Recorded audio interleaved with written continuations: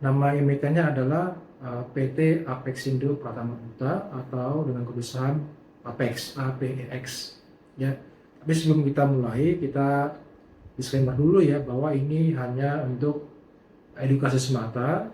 Kami tidak mengajak Bapak Ibu untuk beli, jual, atau tahan saham. Ini yang akan kita bahas. Kalau Bapak belum punya, ya Bapak Ibu silakan kembali untuk meneliti kembali apa kami sharing di sini. Dan silakan putuskan. Kami tidak mengajak Bapak Ibu untuk membeli ataupun menjual kalau analisanya kurang tepat, atau menahan saham yang Bapak Ibu pegang. Kebetulan Apex saham ini ada saham yang Apex ini. Oke. Nah, kita akan diskusikan beberapa hal di sini. Kenapa kami di sini memilih saham untuk dibahas, lalu profil dan bisnis model usaha ini, risikonya, valuasinya, ESG atau sustainability-nya, lalu potensi upside, lalu kesimpulannya. Oke, kita mulai satu persatu. Kenapa kami memilih untuk membahas saat ini? Tentunya ini juga didorong oleh, kita tahu ada sebenarnya kalau kurang baik ya, di Timur Tengah sekarang ada perang, tapi perang itu memunculkan suatu kenaikan harga minyak ya. Sekarang harga minyak perdagangan sudah naik lagi gitu ya. Dan kita nggak tahu juga kapan perang berhenti. Kita harapkan perang segera berhenti.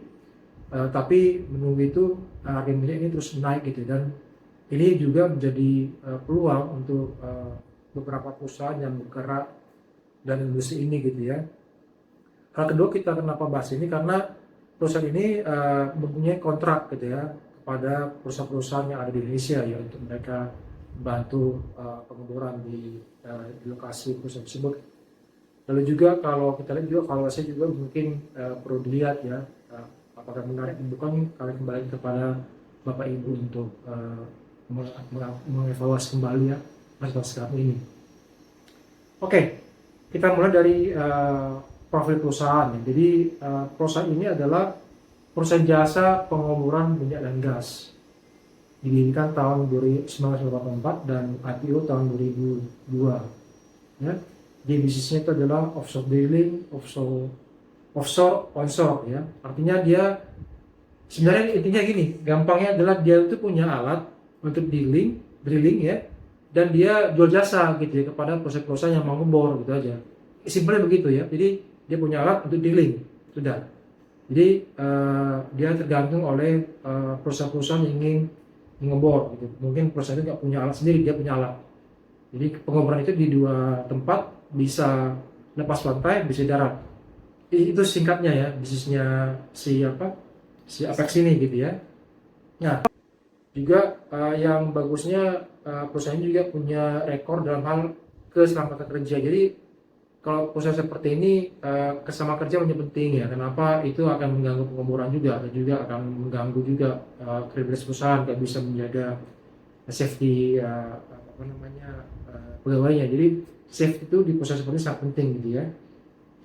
Dan juga mempunyai aset yang berproses tinggi ya, artinya dia punya alat yang bagus ya, dan dia punya tenaga kerja yang handal dan bersertifikasi.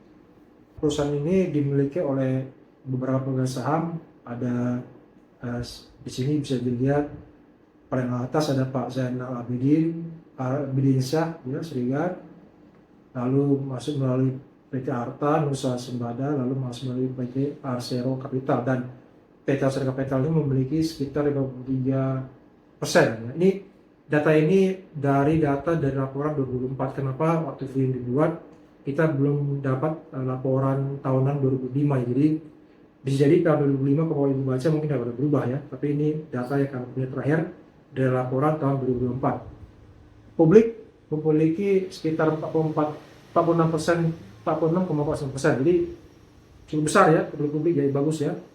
Dan juga yang lain dimiliki sisanya dimiliki yang lain ya. Di sini itu sekitar 10 pemilik sahamnya. Nah, lokasi operasionalnya kalau Bapak Ibu lihat di gambar ini cukup tersebar luas di seluruh Indonesia ya. Ada di Sumatera, ada di Jawa, Kalimantan, Sulawesi gitu ya. Dan lokasinya juga beragam. Ada kalau di Sumatera di darat, ada juga di laut ya. Jadi Bapak Ibu bisa lihat beberapa rig yang mereka punya ya, ada rig di darat, ada rig di laut juga gitu ya. Jadi inilah aset utama mereka gitu ya, untuk mereka dapat keuntungan. Nah, ini saya contoh bentuk rignya, ada namanya Tasya gitu ya. Ini dari laporan 2024 kemarin, ini Tasya ini masih ada gitu. Karena ada, kalau saya baca laporan sebelum-sebelumnya, mereka pernah menjual rig gitu ya, menjual karena operasional terlalu tinggi ya, mungkin masalah utilisasi juga gitu ya. Di sini saya kasih contoh ada 2 rig darat, rig laut namanya Tasya, ada juga rig darat ya.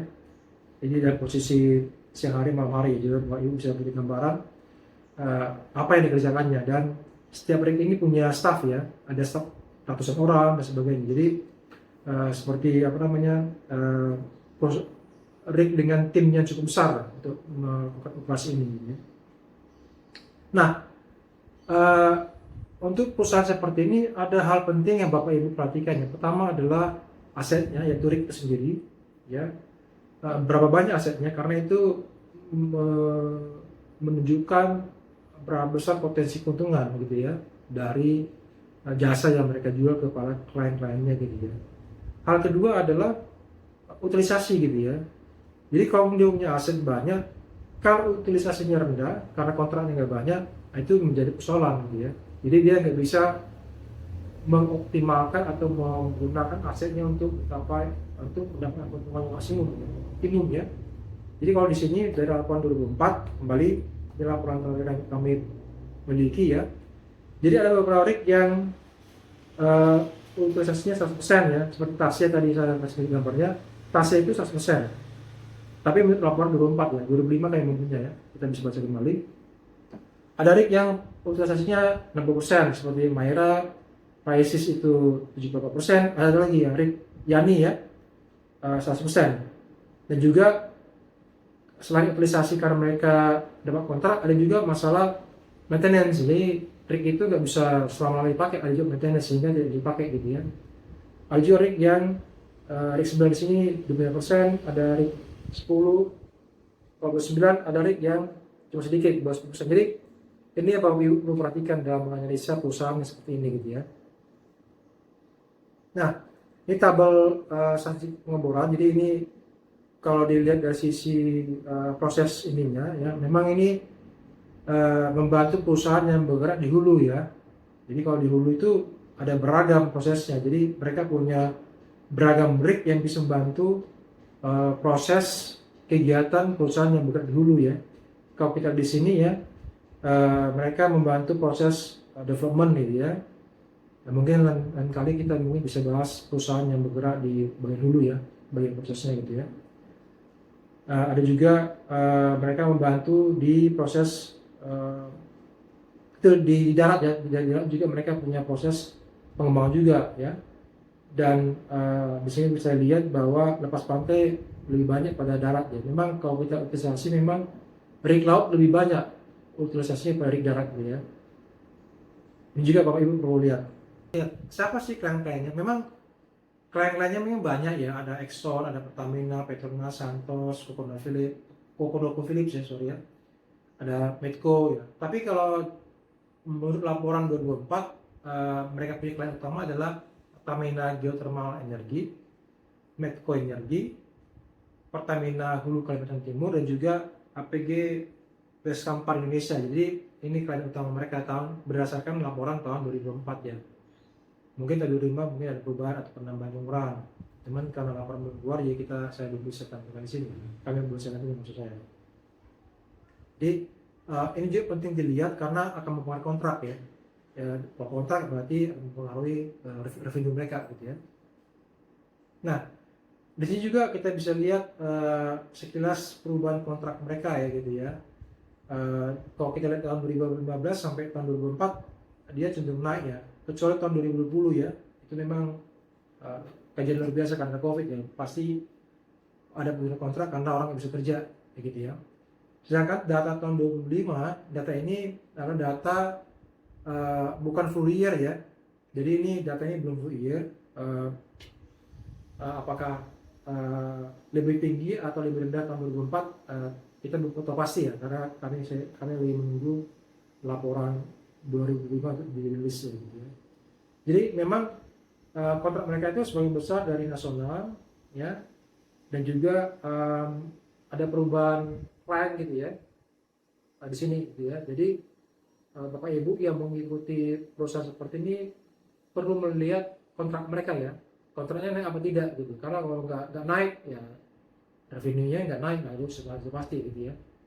Dan juga yang perlu diperhatikan memang profitabilitas dari revenue dari perusahaan ini juga tergantung dari bisnisnya yang sangat siklikal ya. Jadi kalau yang di hulu tidak ekspansi ya dia pasti ekspansi kan, dia ini seperti keretanya ya, gerbongnya. Keretanya itu ada di hulu, yaitu perusahaan yang bergerak di pengeboran. Kalau perusahaan pengeborannya nggak ekspansi ya dia juga nggak bisa gitu ya. Jadi makanya sebenarnya kita mungkin bisa bahas yang di hulu, karena kalau itu nggak bergerak dia juga nggak terlalu bergerak gitu ya.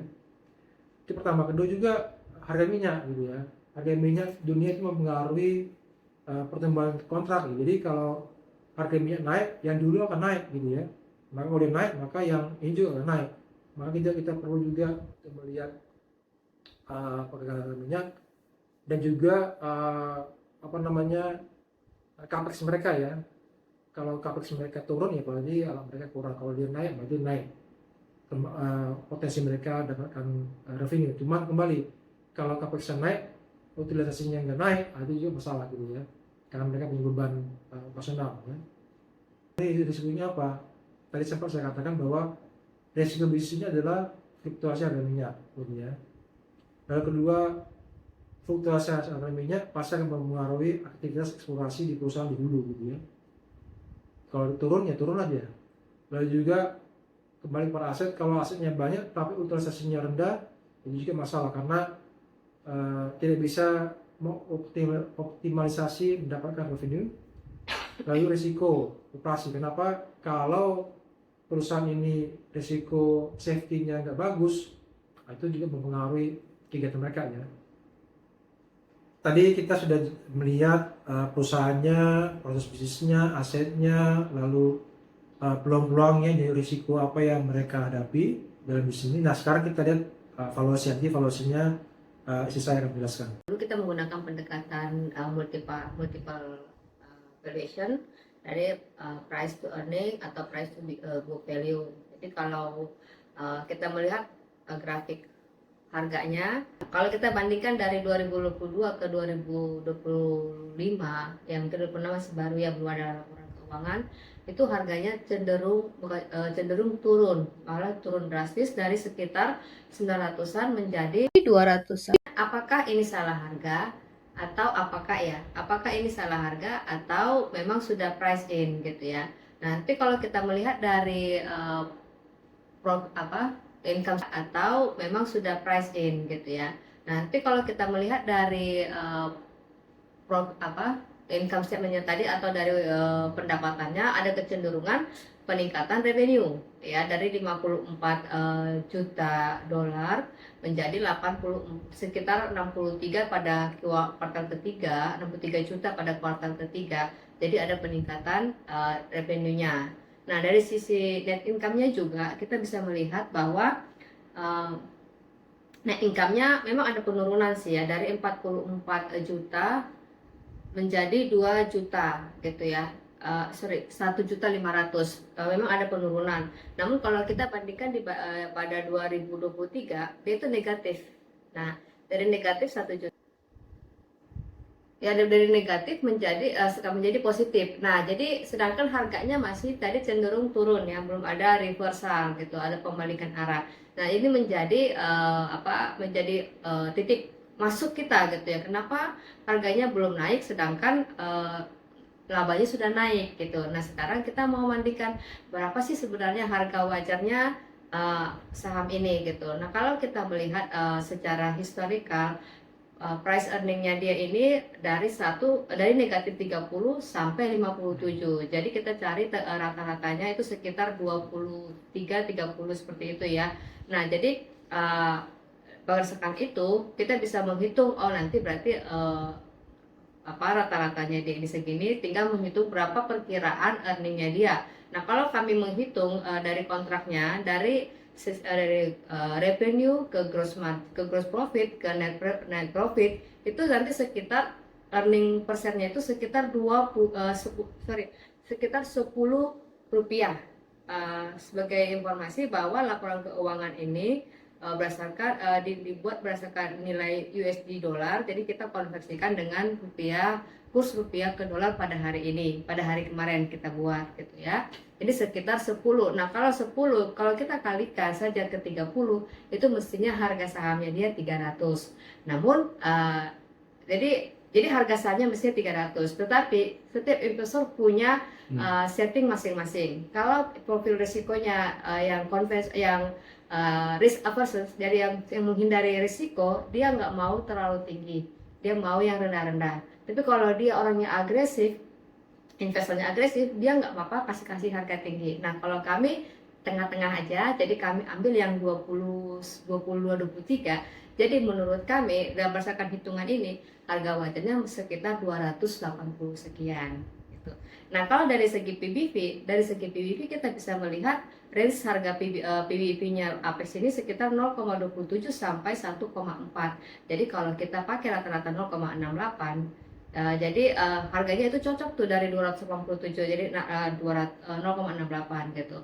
Tapi itu kembali lagi tergantung profil resiko masing-masing investor gitu. Kalau misalnya investor mau yang risiko is okay gitu ya, risk taker, dia boleh ambil angka PBV tinggi seperti itu. Jadi valuasi ini bukan harga mati, tetapi tergantung profil resiko investornya seperti itu ya. Jadi itu kan pakai asumsi tadi, seperti di awal dikatakan ini ada asumsinya seperti itu.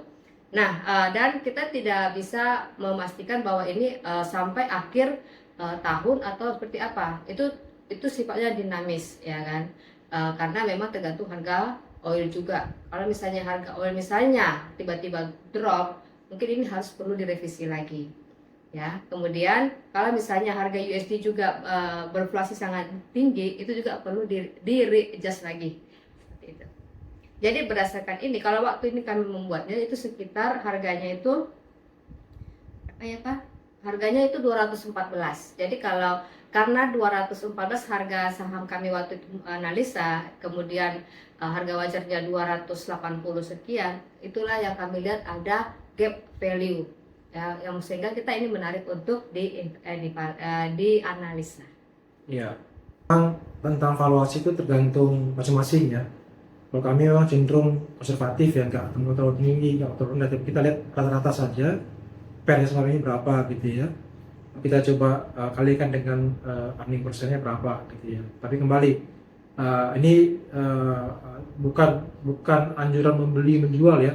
Kita sebagai tadi awal, kami tidak meminta itu. Bapak Ibu setelah nonton video ini silahkan kembali lihat dan analisa kembali apakah Bapak Ibu punya pendapat lain, silakan ya. Kita nggak ada mengajak membeli menjual, atau Bapak Ibu memutuskan gitu ya.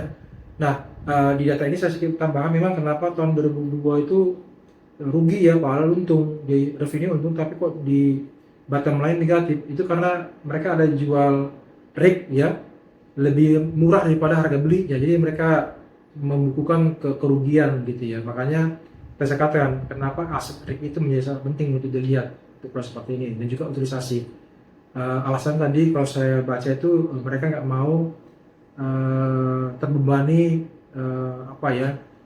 OPEX-nya ya, expense operasional. Jadi kalau saya tangkap itu kemungkinan karena utilisasi gitu ya, yang mungkin nggak optimum, sehingga mereka manajemen berpikir kayaknya itu apa dipegang, kalau nggak menghasilkan keuntungan malah kita mengeluarkan biaya gitu ya. Nah itu penyebab kenapa di tahun-tahun itu revenue naik, revenue positif kok negatif di bawah gitu ya, begitu. Itu evaluasi Bapak Ibu silakan kembali analisa. Untuk ESG dan sustainability, memang perusahaan ini sangat fokus kepada healthy safety ya, khususnya kesamaan kerja menjadi prioritas utama, karena kalau pekerjaannya nggak aman, itu rate itu nggak bisa beroperasi. Kalau bisa beroperasi ya nggak jalan dia gitu, kalau nggak jalan ya nggak dapat keuntungan, pendapatan. Itu pertama. Kedua juga mereka sangat memperhatikan pendidikan komunitas ya, mereka membantu sekolah, mereka juga di sisi sekolah juga diskusi dengan stakeholdersnya. Jadi secara ESG mereka berusaha memenuhi aspek ini ya, sehingga tadi saya katakan sisi risiko yang berkaitan ESG manajemen berusaha untuk mengelola dengan baik ya. Jadi cukup bagus, walaupun memang Bapak Ibu bisa kembali analis kembali ya aspek ESG di perusahaan ini kalau memang ada informasi lain yang perlu Bapak Ibu perhatikan. Tapi minimum 3 hal ini mereka sudah coba cover. Oke, jadi kesimpulannya adalah Apex ini merupakan saham cyclical yang terkait dengan harga minyak dan juga ujungnya terkait dengan kegiatan perusahaan lainnya di hulu gitu ya. Dan juga kalau siklus sinergi ini berlanjut, harga minyak itu naik terus ya, akan mempengaruhi juga performance keuangan dari perusahaan ini ya. Dan juga dari sisi revenue, dari sisi evaluasi, saya pikir ini Bapak Ibu bisa perhatikan ya. Dan kembali keputusan ada di tangan Bapak Ibu, apakah beli, menahan atau menjual gitu ya. Video kami ini hanya sekedar edukasi untuk Bapak Ibu lebih paham bagaimana menganalisa perusahaan yang bergerak di servis ya, jasa servis kepada perusahaan-perusahaan yang bergerak di hulu ya, yang perusahaan-perusahaan bergerak di hulu seperti Pertamina dan sebagainya. Ya, kami juga harus declare ya, supaya kami tidak dianggap sebagai influencer yang tukang pom-pom atau yang apa. Memang etikanya kalau analis itu sudah punya, dia harus sebut. Jadi kami memang harus declare kami sudah punya saham ini, tapi kami hanya mau menceritakan mengapa kami membeli saham ini dan apa analisa kami. Jadi ini bukan pom-pom, ini bukan influencer. Jadi segala keputusan investasi dan segala risikonya sepenuhnya tanggung jawab investor. Jadi kembali keputusan beli, jual dan tahan ada Bapak Ibu. Silakan lihat kembali presentasi ini dan putuskan ya. Kita nggak mengajak Bapak Ibu untuk melakukan 3 hal tadi, beli, tahan, jual. Kata Bapak Ibu. Jadi terima kasih Bapak Ibu sudah menonton video kami. Silakan beri komentar kira-kira perusahaan apa lagi yang perlu dibahas untuk menambah wawasan Bapak Ibu dalam melakukan analisa perusahaan dan melakukan valuasi.